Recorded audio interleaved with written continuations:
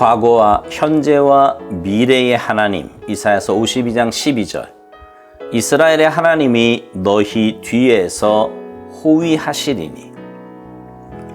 과거로부터의 보장, 하나님은 이미 지난 것을 다시 찾으시느니라. 전도서 3장 15절. 매해 끝이 되면 우리는 하나님께서 미래에 펼치실 일들에 대해 마음을 쏟게 됩니다. 그러나 과거를 기억할 때 여전히 염려가 앞섭니다. 지난해의 죄악들과 실수들에 관한 기억이 현재 하나님의 은혜를 누리는 것을 방해하기 쉽습니다. 그러나 하나님은 우리의 과거의 하나님이십니다. 하나님은 그러한 과거의 기억을 허락하셔서 미래를 위한 영적 걸음이 되게 하십니다. 하나님께서는 우리로 하여금 과거를 기억하게 함으로 현실 속의 얕은 안정감에 빠지지 않도록 하십니다. 미래를 향한 보장, 여호와께서 너희 앞에서 행하시며. 이사야 52장 12절.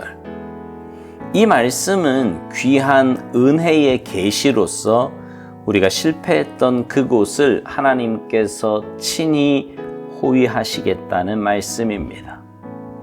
우리가 다시 넘어져 실패하는 것을 막기 위해 우리를 돌보시겠다는 말씀입니다. 물론 주님이 호위하지 않으신다면 우리는 또 분명히 쓰러져 실패할 것입니다. 하나님의 손은 우리의 과거까지 만져주고 해결해 주심으로써 우리 양심을 맑게 하십니다. 오늘을 위한 보장, 너희가 황급히 나오지 아니하며. 이사야 52장 12절.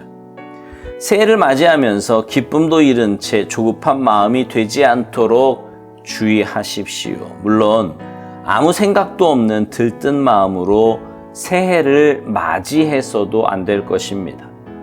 대신 이스라엘의 하나님께서 우리보다 앞서 가실 것이라는 확신을 가지고 인내하는 마음으로 맞이하십시오. 우리의 과거는 바뀔 수 없으며 다시는 돌아오지 않는 기회를 놓친 것도 사실입니다.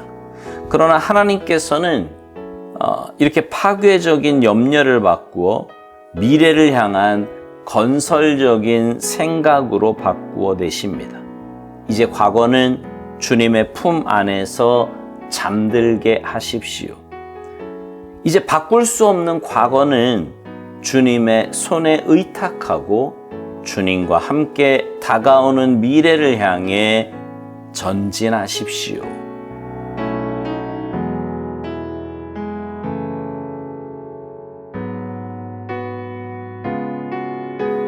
(2022년도요) 이제 마지막 하루를 남겨놓고 있습니다.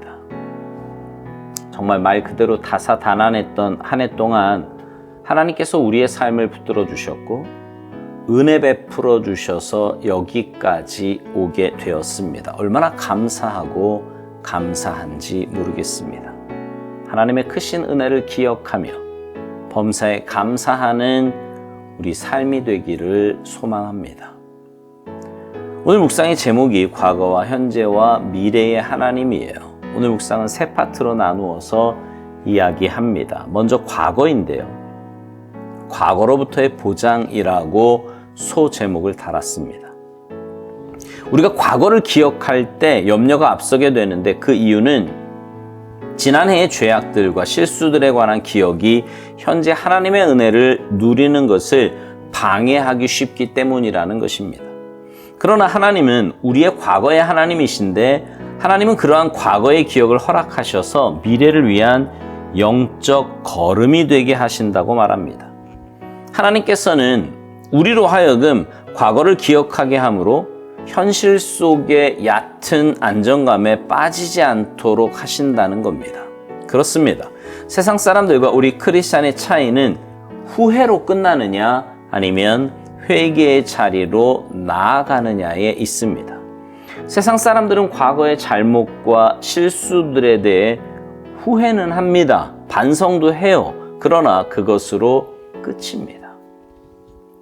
조금 나아봐야 그런 실수를 저지르지 않도록 노력하는 거지요. 그러나 그것은 근본적인 해결책이 아닙니다. 그런다고 저질렀던 실수나 범죄가 없어지지도 않아요. 죄 짓는 것이 끝나는 것도 아닙니다. 그러나 크리스찬은 다르지요. 그런 잘못과 실수를 통해 나 자신의 연약함을 다시 한번 깨닫습니다. 그래서 하나님의 은혜 아니면 살 수 없다는 것도 잘 압니다. 더 겸손히, 더 낮아진 모습으로 주님께 가까이 갈 수밖에 없어요. 그러다 보면 어느 순간 주님 닮아가는 우리 모습을 보게 될 것입니다.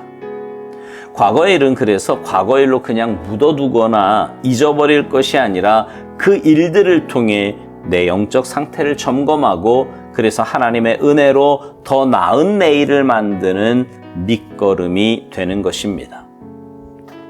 두 번째는 미래를 향한 보장이에요. 이사야 52장 12절에 보면 하나님께서 우리와 함께 행하시겠다고 약속해 주십니다.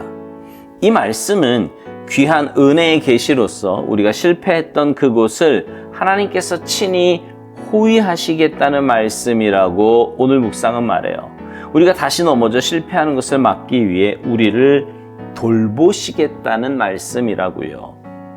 하나님이 함께 하시지 않으면 우리는 넘어지고 실패할 수밖에 없는 연약한 존재들입니다. 그런 우리를 주님은 눈동자와 같이 지켜주시고 붙들어 주십니다. 우리의 걸음걸음마다 동행하시고 인도하세요.